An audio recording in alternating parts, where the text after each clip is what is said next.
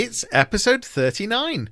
This week I speak with Bill Beaumont, director of Distant Future Animation Studio in Bradford, working for clients including the BBC, the NHS, Trainline.com and West Ham United.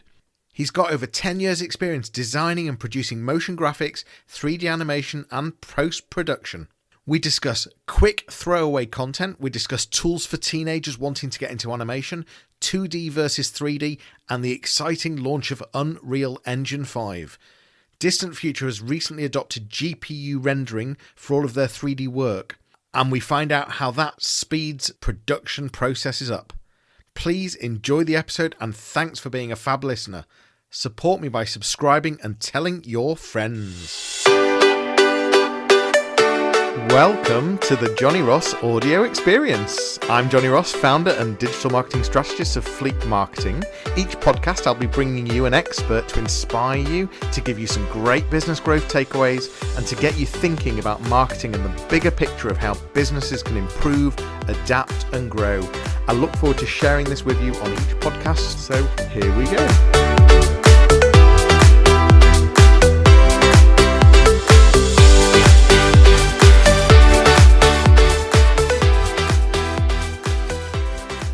Hi and welcome to another live Q&A. I'm with Bill Beaumont. How are you, Bill? I'm good, thank you, Johnny. You? Yeah, really good, thanks. Thanks for joining me today. You're the founder and director of Distant Future Animation Studio. You set that up. How many years ago did you set that up, Bill? First of all, I was one of two founders. We officially launched in February 2011. And what got you into animation? What was there something prior to? I assume there was something prior to setting up this business. Yeah, there was. Well, I was thinking back, and it was actually something that's, I guess, always. I remember being a young teenager and messing around on some software that my dad had on a computer. Then it was an old Amstrad. It was one of those screens, a big CRT cube, and it was green. Well, different shades of green and black. And that was it. And he had a light pen, and I was drawing Star Destroyers and things. And then found he had a copy of a bit of software called Autodesk Animator. And I remember making 4 little animations, which I can't find now. They're long gone. That was 30 plus years ago.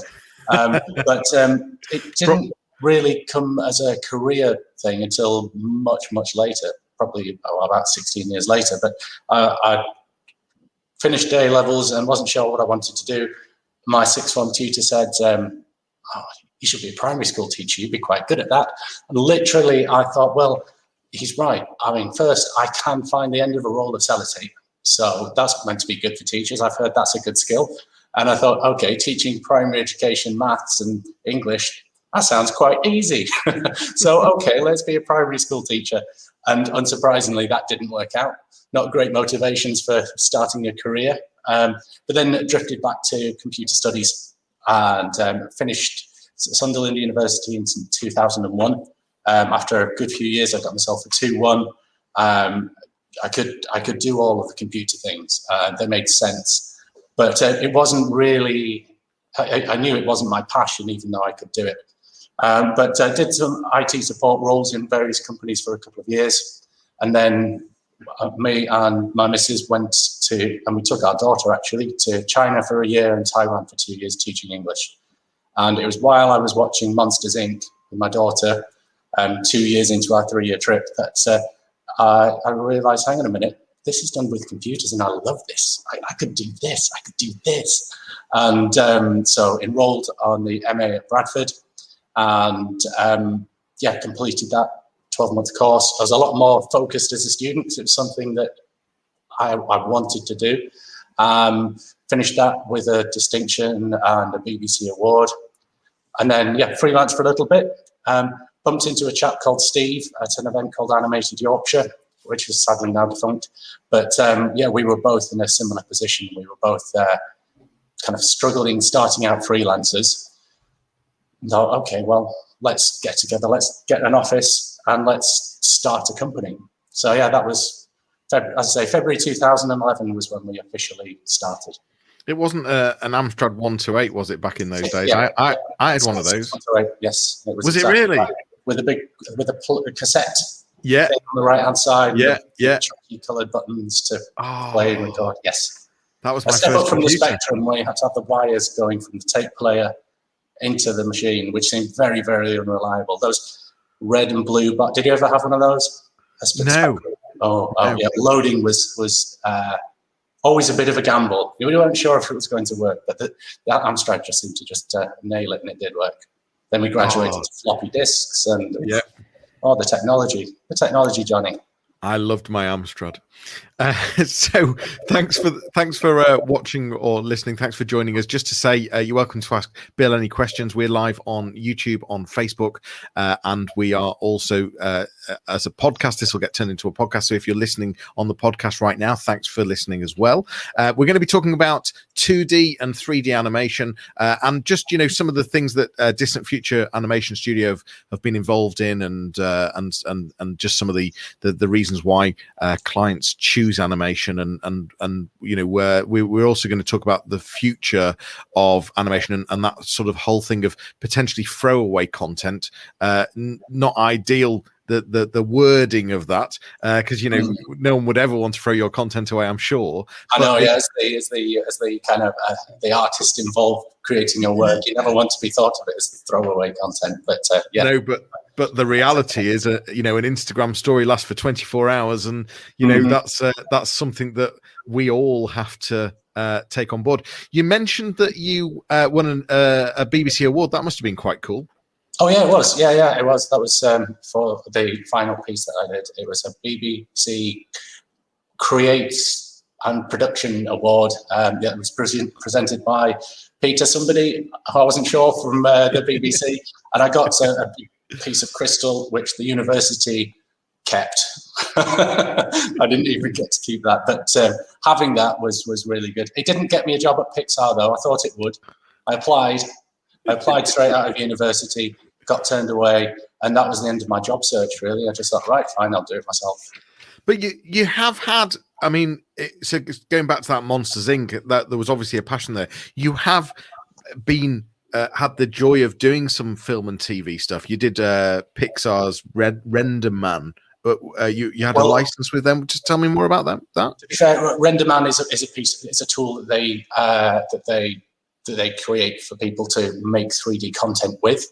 So it's something we used on. It's one of those. It is TV work, but it's so locked down with NDAs. I can't tell you anything about it. But I can tell you that we used Render Man to create final images for products for some very famous kids' TV properties. So if it's on the side of a lunchbox, or if it's a poster on a bus stop somewhere, then it's a possibility. If it's those particular characters, we might have made that image.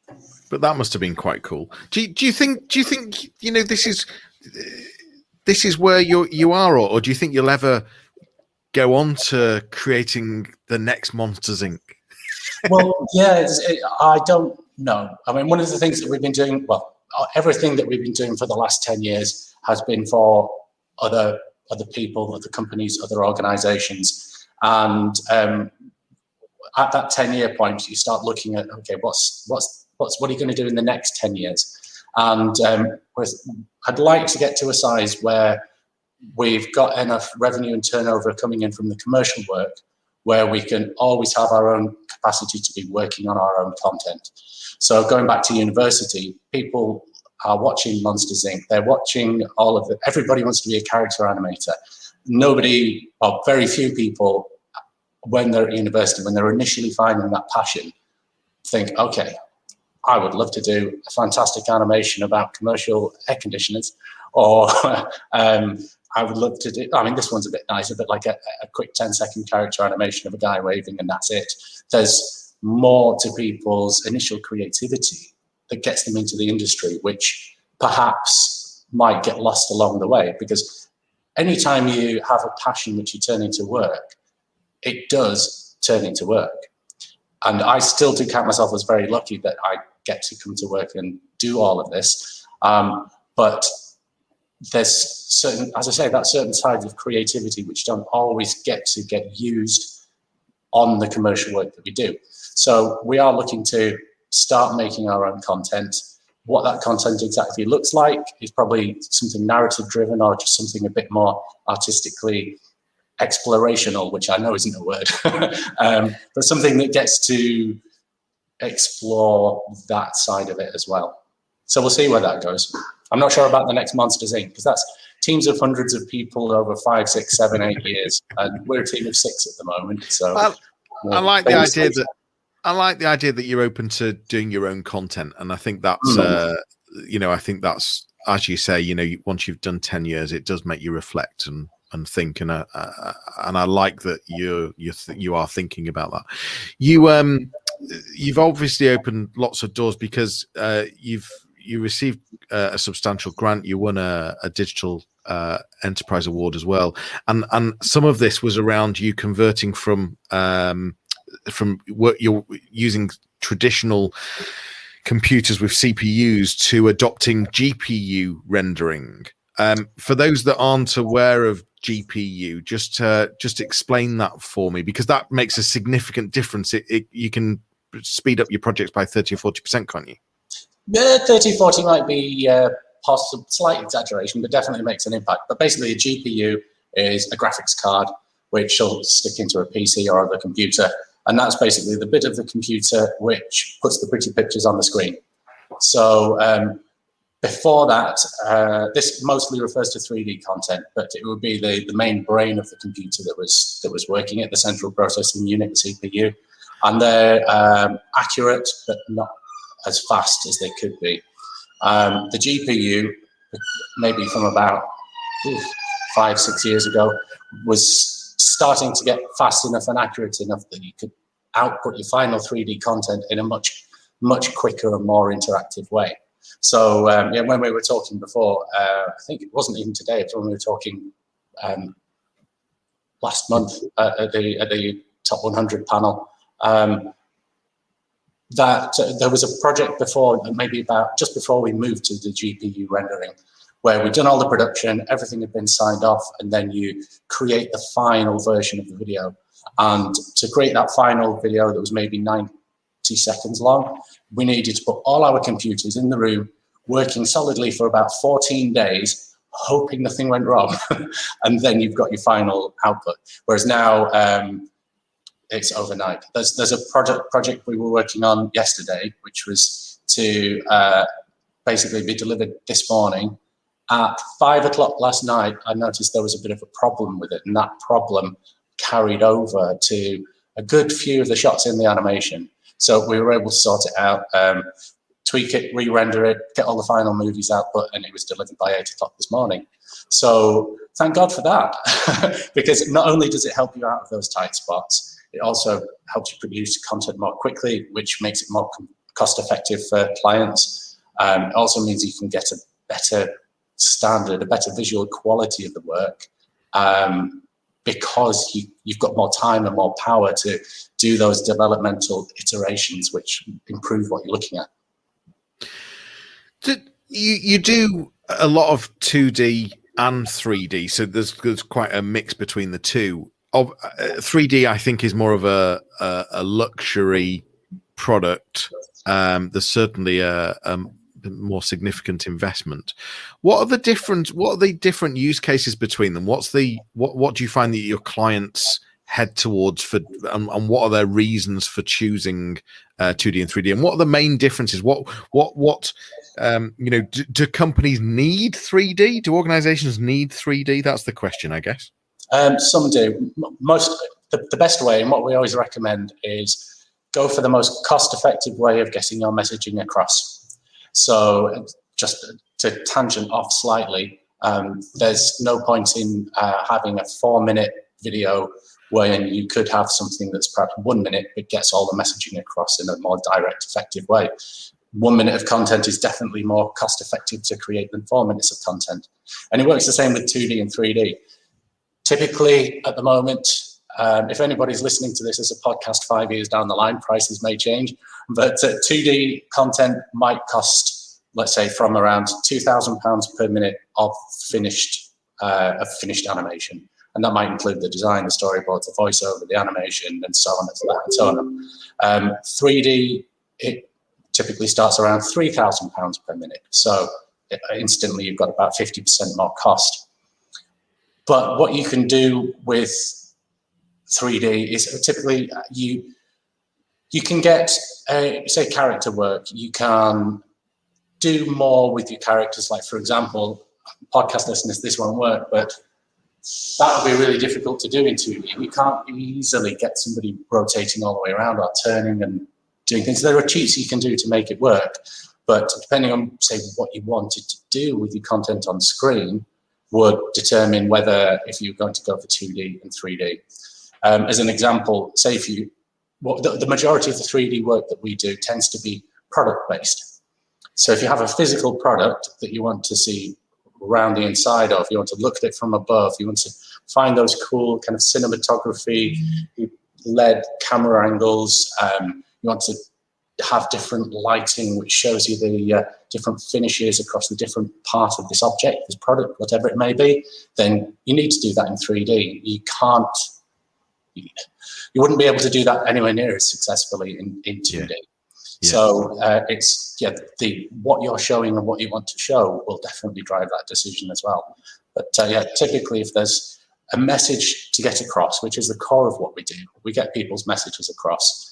That can be done with all sorts of energy and style and impact in 2D for less cost. For those listening, Bill was spinning on his chair, by the way. I was, yeah. So we were talking just before we started, and you were quite excited with Unreal Engine 5 coming out. Ooh, yes. And how that was going to open a lot more doors. Just talk to me about some of what you've seen there, and what you think what's going to be made easier there. Yeah, well, again, it comes down to perhaps speed of production and what you can put on screen. But it started off as a game engine, so a lot of the kind of high-end console games or high-end PC games would have been created in Unreal. Unreal Engine 4 has been around for quite a few years now. I'm sorry, hang on. I should have muted that. You should have. Next time, remind people in the pre-show. But there we go, that's off. Sorry. So... You were saying Unreal 4, we looked at Unreal Engine 4, but there was a pipeline issues. So basically, working in the software we use, getting it into Unreal Engine caused a few problems and a few issues. And they may well be there in Unreal Engine 5, but the real leap forward that everybody's talking about at the moment is the fact that while things at the moment might look a bit computer gamey in a computer game, Unreal Engine has implemented a couple of technologies which, in a way, kind of take that away. And just the level of detail that you can put on screen as a live environment and walk around, it is a massive generational leap forward in terms of what graphics technology can do.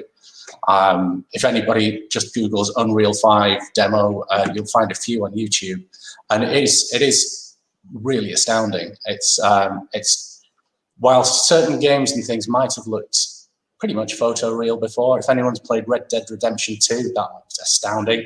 But Unreal Engine 5 is like the next step forward for that. For people like us, it's really exciting because you can basically use it for free, which is fantastic. And we're going to be very much looking at how we can incorporate that into our 3D workflow to increase the quality of what we do and increase what we can offer to our clients. Explain why you can use it for free, sorry? It's just the way that the company behind it, that's their business model. So is that available for anyone? Yes. Typically, they get their money from those large AAA game releases. So they take a percentage out of, say, the Call of Duties or whatever. And then, I think it will probably change later on. But because they're trying to diversify their customer base and get it into more areas, people like us can use it at no cost. But how long that remains in place is yet to be seen. Because I was going to ask you a question, and now's the time to ask it. For people, I'm even thinking sort of children, teenagers, for people that are sort of looking to perhaps get into animation and think they have some kind of skill with animation. What would be the software that you would recommend that they should start getting familiar with? And because, I asked this question because in a lot of cases, young people are not familiar with so many pieces of software until they're in the workplace, and they miss all of those years of getting familiar with different things. So if you were to sort of rewind and at your former self when you were sort of 15, 16, and you had the software that's available right now, what would you suggest that sort of age group should start playing with? It depends on what kind of animation they wanted to do, but we'll keep it simple and keep it divided between 2D and 3D. For 3D, there's a piece of software called Blender, which is, again, completely free. It's been free since it was created 10 plus years ago. It's going to remain free forever. They rely on basically subscribes and donations to do it. I watched an interview with the Dutch, pretty sure he's Dutch guy who created it. And he said, yes, it's always going to be free. It's free forever. He doesn't want to be filthy rich. He just wants to make an awesome tool for everybody to use. And we've had our eye on that for a couple of years as well. And we're now making the move to that. We have been using Autodesk Maya before. We're now moving on to Blender because as a tool, it's there. And you can do professional level work with it. It's stable and it's free, which beats £1,750 per year for a commercial license of Maya per user. So as we grow, we can bring more people in at a lower cost. They can install the software perfectly legally at home and work on it there. So it lifts a lot of business restrictions for us and solves some productivity issues, as well as saving us thousands of pounds a year. And I think more companies will start to bring Blender in. So Ubisoft is a massive games company and they use Blender now. That was one of their kind of poster companies that they shouted about a couple of years ago, saying, look, they're using Blender. But yeah, that's going to continue and it's going to expand. So the earlier that somebody who was at home 15, 16 years old could get into that software, they will, after 5 years later, they're going to be able to start finding jobs. Was that for 2D? Was that 2D or 3D? Sorry, primarily 3D, but you can make 2D stuff in there, although it's not a traditional 2D production package. And if we were looking at 2D, where would you be suggesting? TV Paint is very popular for a lot of TV shows of that style. Is used, are created using that. So if it was a character-based thing, TV Paint could be well worth a look. I'm not sure on the pricing for that. But then another one that's used industry-wide for all sorts of 2D content and effects work and everything else is After Effects. And I'm sure they do have educational licenses, but I mean, it's on its own, I think it's 22 quid a month. Yeah. So it's a couple of £100 a year, which if you've got if you have a family who can support you a bit in that, it's not paying £1,750 a year every year for Maya. Although to be fair, they have a reduced costing now, which is a little bit annoying when you hear about this 1,750 quid going down to 300 quid, but it's for companies who are just that much smaller than you. If only it was 3 years ago, then we could have used that. But hey, that's just the grudge of a business owner, really. But yeah, After Effects, absolutely. Blender would be a great place to start because it's a great tool and it's completely free. TV Paint, those would be a good three. But what you're saying is that the big one that is exciting for the industry right now is Unreal Engine 5. You were saying that there's architects. It's quite big in the architect world as well. Is there anything else that we should know about that, or anything else that when is it out? Is it out now? Yes, it's been out for 2 weeks. It's okay. for 2 weeks. So yeah, you're starting to get all those demos and tutorials and things on YouTube. In terms of a starting package, I think if you wanted to create games, if you're going to go into the game side of it, then look at Unreal Engine perhaps first. But if you were going down more of an animation route, then I wouldn't suggest Unreal Engine as a starting place, because it's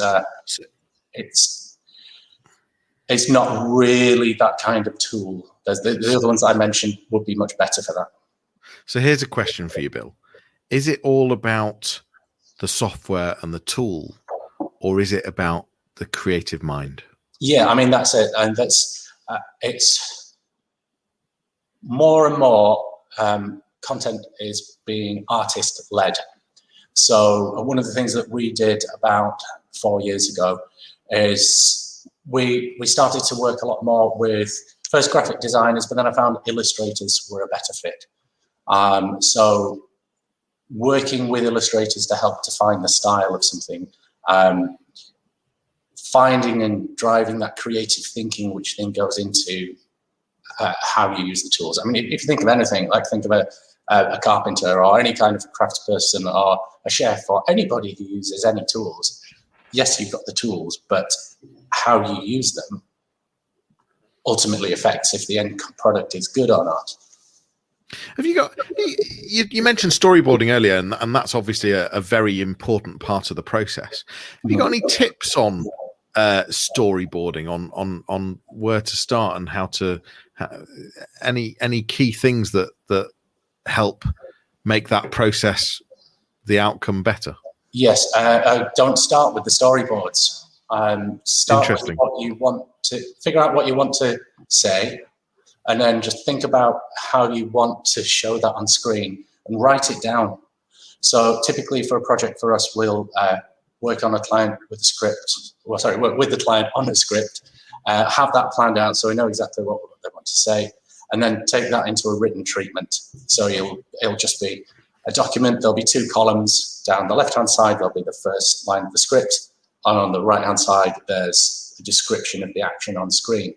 And then you do that for the whole script and send that, and then you review that with the client, ideally with some design work that's going on at the same time. So you've got some ideas of how it's going to look.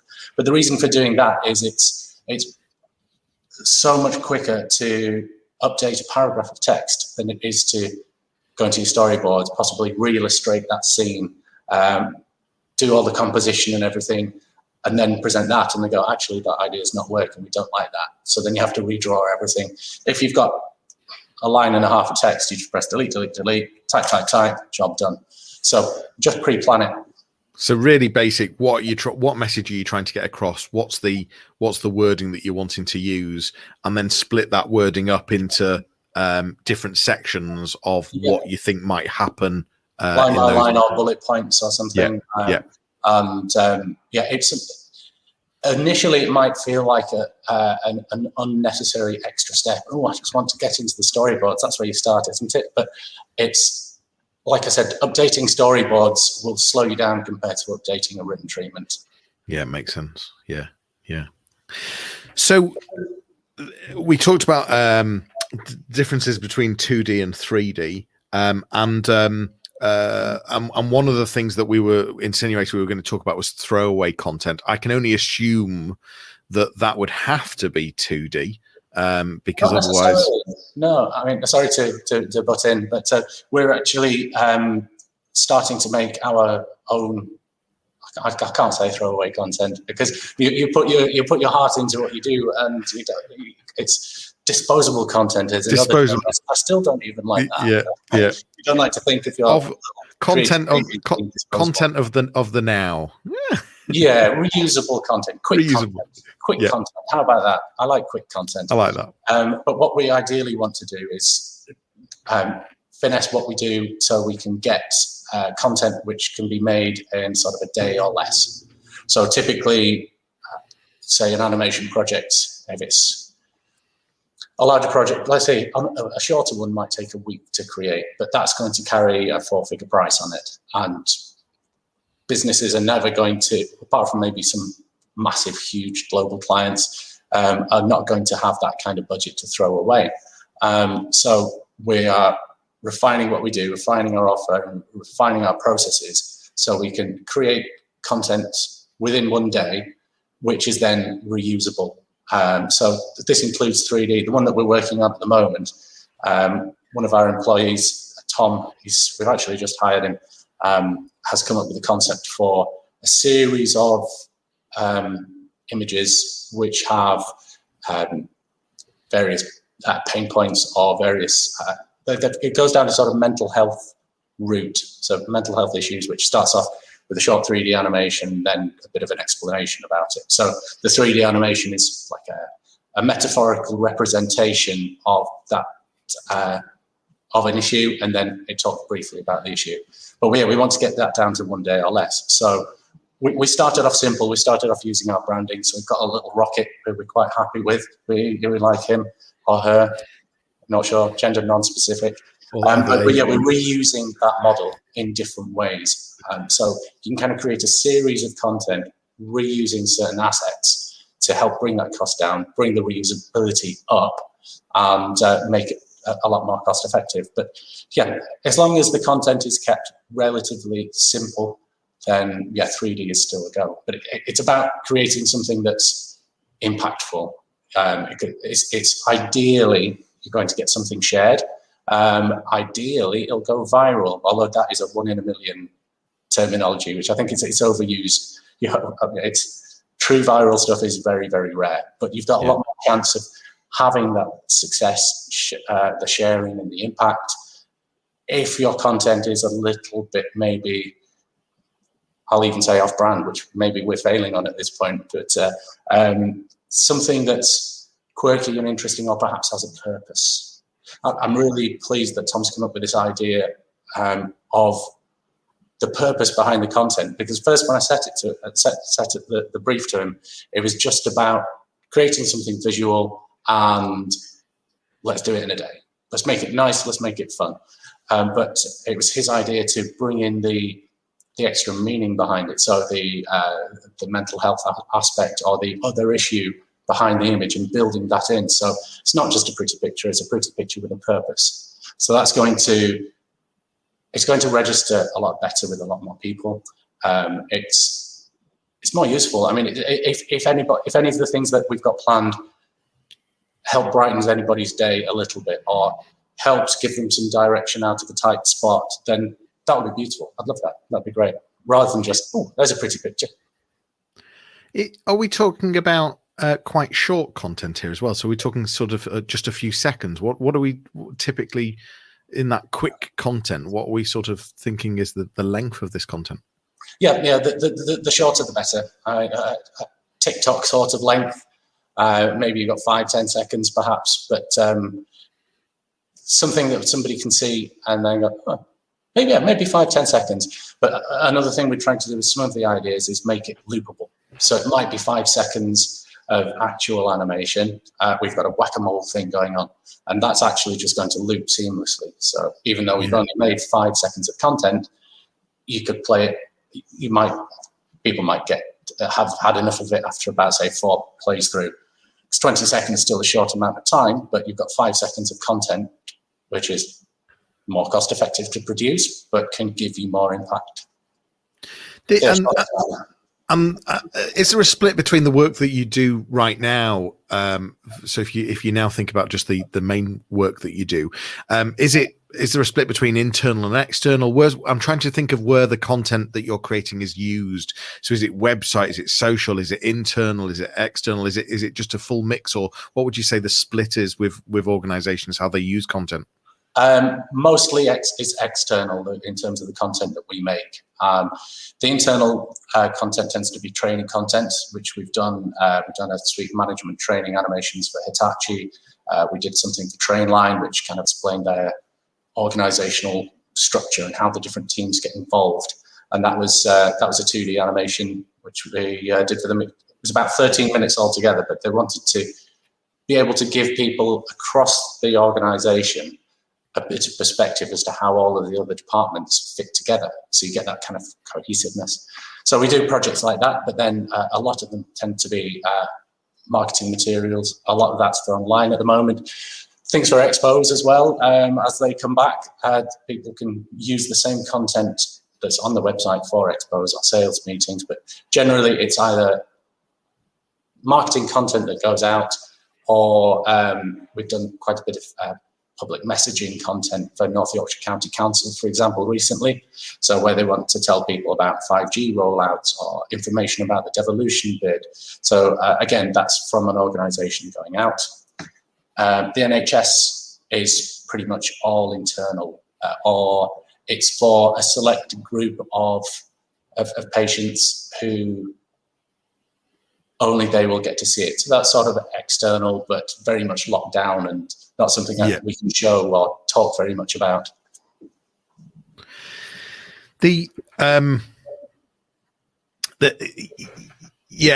Sorry, I got lost for a second there. I apologize. I was just thinking of the use cases of the content, and the apologies, Bill. Complete apologies. So I was just thinking of the use cases, so the internal and external, and so the council that, for example, the council that are using that content. The simple reason that they are using this for external content is that it's just so much more engaging and more easy to understand than putting out a press release or putting out a blog content. What you're doing is bringing a subject to life and helping people really engage with that subject, and that's we all prefer going to the movies or watching TV than we do reading books. Don't get me wrong, there's a proportion of people that love reading books, but at the same time, if you look at the numbers, we're a TV nation, aren't we? And that's what that animation gives you, and it gives you the ability to so I can understand why organizations invest in this, and is that what that's I assume what people are after, engagement. Absolutely, yeah, because like I said, it again comes down to having a message that you want to be received by somebody else, which I say is the core of what we do. With the North Yorkshire example, the first animation that we did for them, they put up on their YouTube, and they did a bit of promoting and sent links out to it the same way that they do with all of the rest of their video content. And we had a look at the YouTube channel just to see how we're performing. And looking back over 3 years, typically their videos would get between, say, 50, 70, maybe a couple of hundred views. Then there was some that was around, say, the 3,000 views, somewhere around that. After 6 weeks, I think I had 94,000 views. Wow. You can go to North Yorkshire County Council and see it if you scroll down. Ours is the one with a great big number next to it. Wow. So there was something to be said about the subject as well. Maybe it was a particularly emotive subject, but yeah, of course. I put that to them, and they said, "No, it's the animated content. Everybody loves it." So I thought, okay, great, let's get that put on the website. But absolutely, the best performing ones of all of their issues that they've talked about for the last 4 years was about 3,000 people, and the animation got 94,000. So yes, that supports your point. I'm very glad you asked that. Thank you. Well, that's a brilliant number, and I love that. And it's great to, and that's really important to have captured that, because so many organizations forget asking for feedback from their clients and then using testimonials and case studies and all sorts of stuff. And what you're saying there is, from the horse's mouth, they've said it's the animation. So that's brilliant. So my understanding is that you work really well with manufacturers and councils and other organizations, but you also work extremely well with marketing and communications agencies, film production companies. So I was just thinking, if people like that are watching or listening, Bill, what's the best way to contact you? Where are you found online?